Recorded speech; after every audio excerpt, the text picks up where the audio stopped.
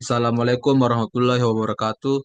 Terima kasih atas kesempatan yang telah diberikan kepada kelompok kami. Di sini, kami kelompok satu akan mempresentasikan tugas mata kuliah etika profesi. Sebelum itu, saya M. Fari Ghaffar sebagai moderator,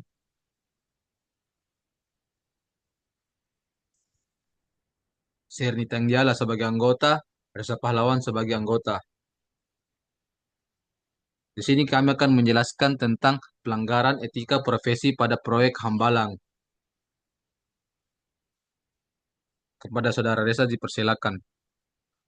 Baik, latar belakang. Pembangunan Sport Center di Hambalang Bogor adalah salah satu wujud kepedulian pemerintah untuk menjadikan olahraga sebagai pendukung terwujudnya manusia Indonesia yang sehat. Dengan menempatkan olahraga sebagai salah satu arah kebijakan pembangunan yaitu menumbuhkan budaya olahraga guna meningkatkan kualitas manusia Indonesia sehingga memiliki tingkat kesehatan dan kebugaran yang cukup.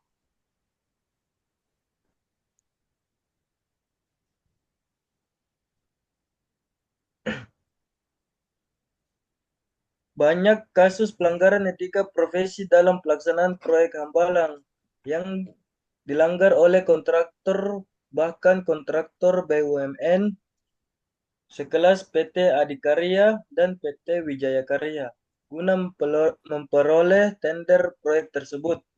Sebagai kecurangan diantaranya pemberian fee yang memuluskan jalan proyek tersebut. Maksud dari etika profesi dan kode etik profesi, mengerti etika profesi yang dilanggar dalam kasus Hambalang, memahami dampak ketidakjujuran hasil survei, memahami adanya markup anggaran proyek, memahami adanya prinsip dasar dan etika panitia lelang. Tujuan pustaka. A. Etika. Menurut Sidi Gajah Elba, dalam sistematika filsafat, etika adalah teori tentang tingkah laku perbuatan manusia dipandang dari segi baik dan buruk, sejauh yang dapat ditentukan oleh akal dan menurut Burhanuddin Salam etika adalah cabang filsafat yang berbicara mengenai nilai dan norma moral yang menentukan perilaku manusia dalam hidupnya. B. Profesi.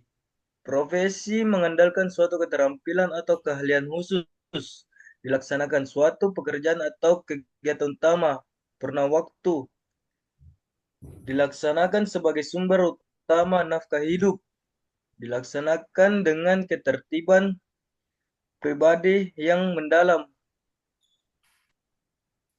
Selanjutnya akan dibacakan oleh Sirni Tangdiala. C. Ciri-ciri profesi. Ada izin khusus untuk menjalankan suatu profesi.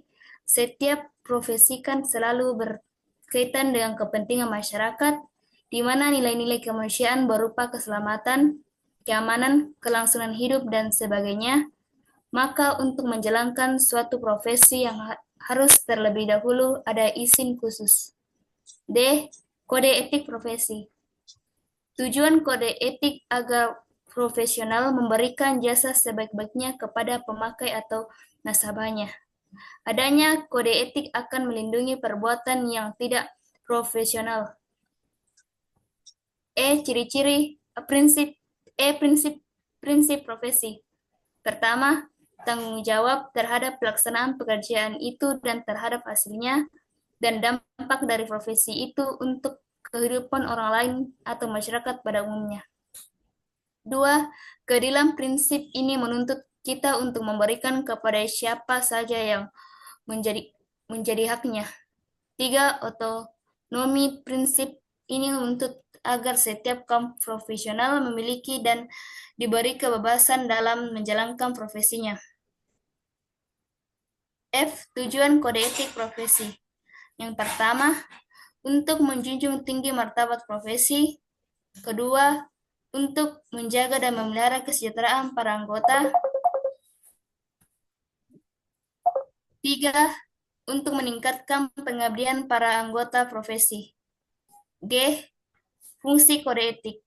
memberikan pedoman bagi setiap anggota profesi tentang prinsip profesionalitas yang digariskan. Kedua, sebagai sarana kontrol sosial bagi masyarakat atas profesi yang bersangkutan. Tiga, mencegah campur tangan pihak luar organisasi profesi tentang hubungan etika dalam keanggotaan profesi.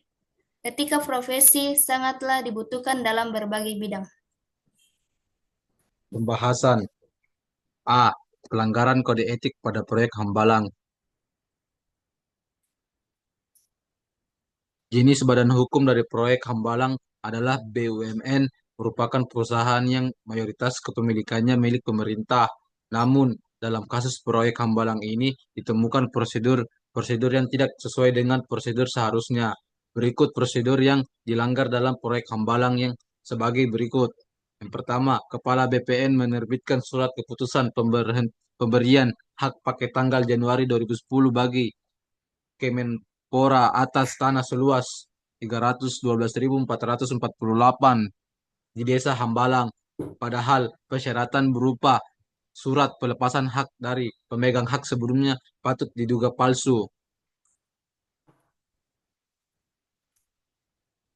B. Adanya markup anggaran proyek. Salah satu isu-isu yang melanggar kode etik profesi pada proses pembangunan sarana olahraga sport center adalah adanya markup anggaran proyek. Markup anggaran proyek biasanya dilakukan kontraktor untuk menghindari kerugian akibat naiknya harga barang atau material. Namun, pada kasus proyek Hambalang, markup anggaran sengaja dilakukan oleh beberapa pihak untuk mendapatkan keuntungan sebesar-besarnya. Markup yang seperti ini bisa dikategorikan dalam tindak pidana korupsi. Kesimpulan, yang pertama, etika tidak lain adalah aturan perilaku, adat kebiasaan manusia dalam pergaulan antara sesamanya dan menegaskan mana yang benar dan mana yang buruk.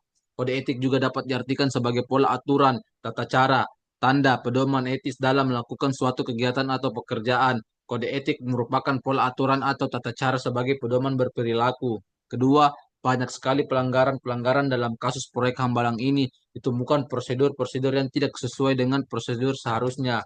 Ketiga, adanya markup anggaran pada proses kasus proyek Hambalang. Markup anggaran sengaja dilakukan oleh beberapa pihak untuk mendapatkan keuntungan sebesar-besarnya demi kepentingan pribadi. Markup yang seperti ini bisa dikategorikan dalam tindak pidana korupsi. Baik, sekian itu dari presentasi kami. Kurang dan lebihnya mohon dimaafkan. Assalamualaikum warahmatullahi wabarakatuh. Terima kasih, Pak.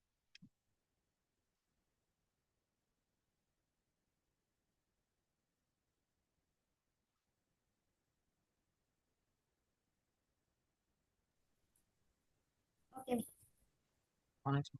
Sabar. cek dulu kan bisa ya.